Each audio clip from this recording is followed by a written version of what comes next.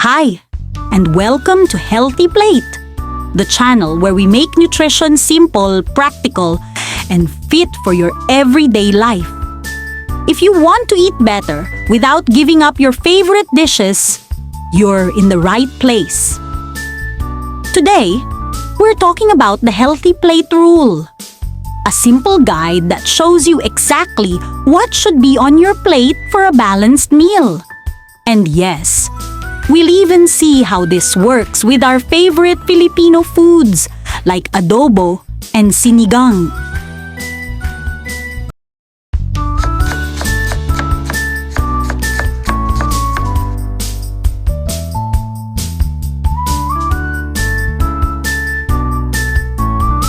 Most Filipino plates are filled with rice, meat, and just a tiny bit of vegetables.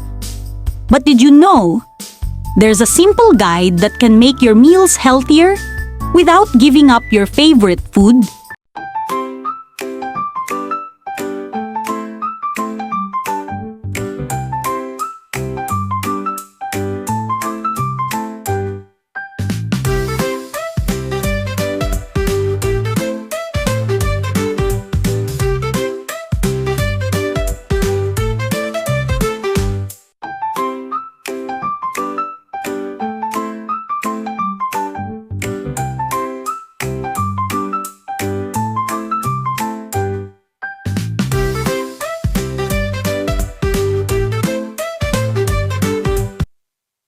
Let's talk about the Healthy Plate Rule. The Healthy Plate Rule is simple. Imagine your plate divided into 3 parts.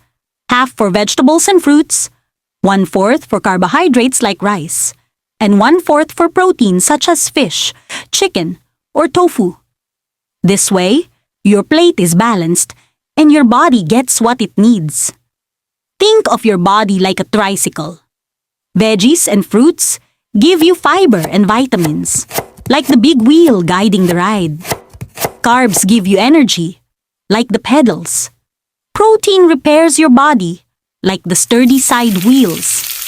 Without balance, the tricycle tips over, just like our health. Some believe that more rice means more energy, but too much rice can lead to feeling sleepy or even gaining weight. Others think vegetables are just pang-palabok, but they're actually the most important part of the plate.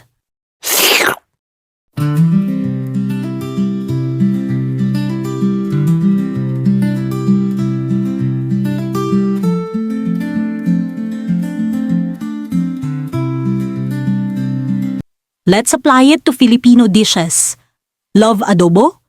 Balance it with half your plate of steamed vegetables and a smaller portion of rice. Sinigang? You're on the right track. Just add a bit more vegetables. Breakfast? Instead of 3 cups of garlic rice, try 1 cup, some eggs, and fresh fruit on the side. Breakfast time, what do we see? Eggs and toast and a cup of tea. Milk and cereal, fruits so sweet. Let's all sit down and eat. Time to eat, yum yum yum. Healthy foods for everyone. Time to eat, let's have a treat. Eating together is so neat.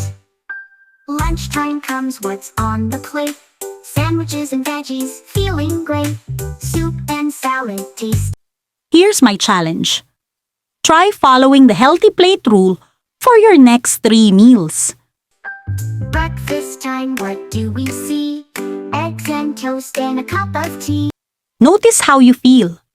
Do you feel lighter, more energized? Milk and cereal, fruits so sweet. Let's all sit down and eat. Time to eat, yum yum Share your experience in the comments. I'd love to hear it. yum. Healthy foods for everyone. Time to eat, let's have a treat. Eating together is so neat. Lunchtime comes, Remember, a healthier plate means a healthier you.